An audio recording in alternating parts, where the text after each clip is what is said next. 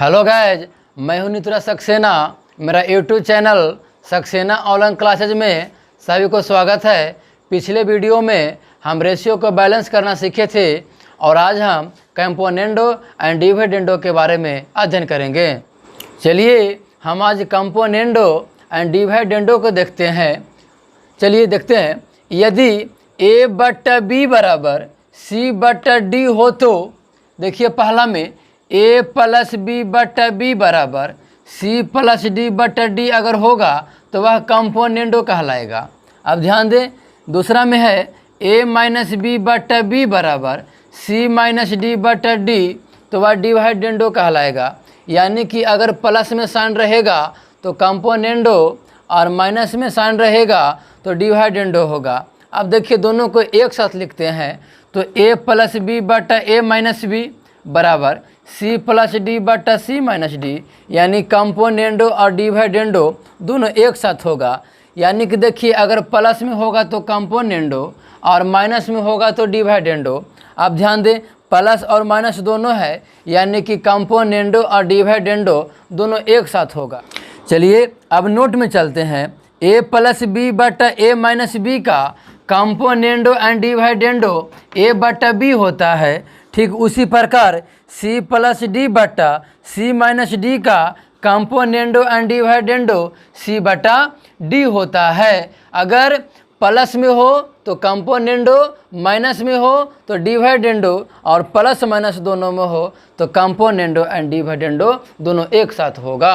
और चलते हैं क्वेश्चंस में। चलिए हम कंपोनेंडो एंड डिविडेंडो के एग्जाम्पल को देखते हैं। कहता है root x plus two plus root x minus two बटा root x plus two minus root x minus two बराबर root x square plus three plus root x square minus three बटा root x square plus three minus root x square minus three.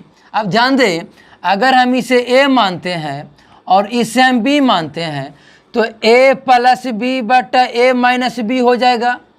अगर हम इसे c मानते हैं और इसे हम d मानते हैं तो c प्लस डी बट्टा c माइनस डी हो जाएगा। देखिए a प्लस बी बट्टा a minus B, a plus B यानी कि कंपोनेंडो, a माइनस बी यानी कि डिविडेंडो, a प्लस बी बट्टा a माइनस बी यानी कंपोनेंडो और डिविडेंडो हो गया। और हम जानते हैं कि अगर a प्लस बी बट्टा a माइनस बी हो तो उसका कंपोनेंडो एंड डिविडेंडो a बट्टा b होता है। और देखिए ठीक उसी प्रकार इसे हम c माने इसे d तो c प्लस डी बट्टा c माइनस डी तो c प्लस डी बट्टा c माइनस डी का कंपोनेंडो और डिविडेंडो c बट्टा d होता है। अब ध्यान दें, इसे हम a माने हैं इसे b तो a प्लस बी बट्टा a माइनस बी तो इसका कंपोनेंडो और डिविडेंडो a बट्टा b होता है। तो a का मान कितना है, रूट x प्लस टू बटा b का मान कितना है, रूट x माइनस टू बराबर है तो बराबर। अब ध्यान दें, यहाँ पे c प्लस डी बट्टा c माइनस डी तो उसका कंपोनेंडो और डिविडेंडो c बट्टा d होता है। तो c का मान कितना है, root x square plus three बटा d का मान कितना है, root x square minus three. अब ध्यान दें, दोनों तरफ वर्ग करने पर दोनों तरफ वर्ग करने पर स्क्वायरिंग बोथ साइड, दोनों तरफ वर्ग करने पर अब ध्यान दीजिए दोनों तरफ वर्ग करिएगा तो क्या बचेगा, एक्स प्लस टू बटा एक्स माइनस टू बराबर एक्स स्क्वायर प्लस थ्री बटा एक्स स्क्वायर माइनस थ्री। दोनों तरफ वर्ग करिएगा तो रूट हट जाएगा। अब ध्यान दें, यहाँ पे अगर हम इसे a मानते हैं और इसे हम b मानते हैं तो a प्लस बी बटा a माइनस बी हो जाएगा। अगर हम इसे c मानते हैं और इसे d मानते हैं तो c प्लस डी बटा c माइनस डी, यानी ये दोनों फिर से कंपोनेंडो और डिविडेंडो पे हो गया। अब ध्यान दें, a प्लस बी बटा a माइनस बी तो उसका कंपोनेंडो और डिविडेंडो a बटा b होता है। तो a का मान कितना x है और b का मान कितना हो जाएगा 2।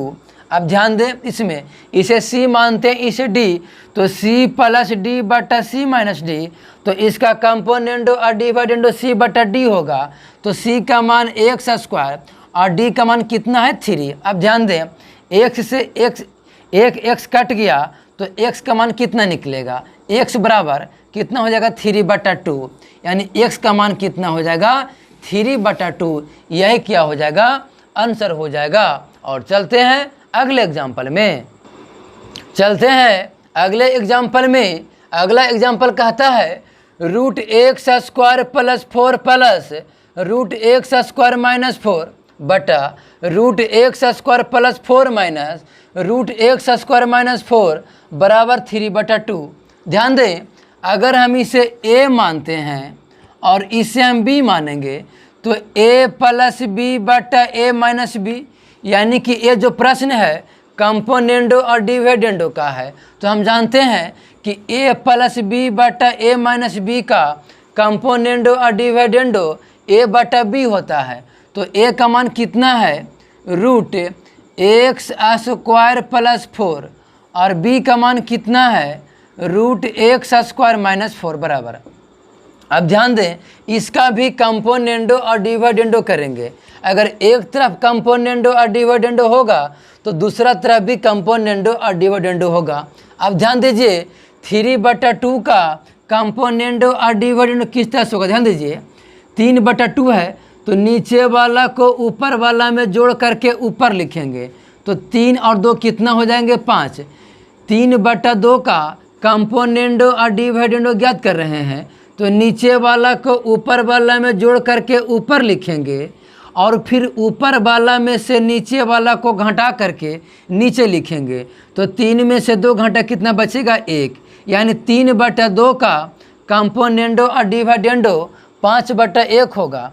अब दोनों तरफ वर्ग करने पर, अब दोनों तरफ वर्ग करने पर दोनों तरफ वर्ग करिएगा तो रूट हट जाएगा, तो बचेगा क्या, एक्स स्क्वायर प्लस 4 बटा एक्स स्क्वायर माइनस 4 बराबर, इस तरफ भी वर्ग होगा तो कितना हो जाएगा 25 बटा कितना हो जाएगा 1। अब ध्यान दीजिए, अगर हम इसे a मानते हैं, इसे हम b मानते हैं, तो a प्लस बी बटा a माइनस बी, यानी कि a भी कंपोनेंडो और डिविडेंडो पर सेट होगा। तो हम जानते हैं कि अगर a प्लस बी बटा a माइनस बी पर हो तो उसका कंपोनेंडो और डिविडेंडो a बटा b होता है। तो a का मान कितना है, a का मान कितना है एक्स स्क्वायर और b का मान कितना है 4 है बराबर में। अब इसका भी कंपोनेंडो और डिविडेंडो ज्ञात करेंगे, तो हम जानते हैं कि नीचे वाला को ऊपर वाला में जोड़ करके ऊपर लिखेंगे, तो 25 और प्लस से कितना हो जाएगा 26, और उसके बाद ऊपर वाला में से नीचे वाला को घटा करके नीचे लिखेंगे, तो 25 में से 1 घटेगा कितना बचेगा 24। अब ध्यान दें, इसे काटेंगे, 13 दूना 26, 12 दूना के 24, 4 या कितना हो जाएगा 12। अब ध्यान दें, एक्स स्क्वायर का मान कितना हो गया 13/3।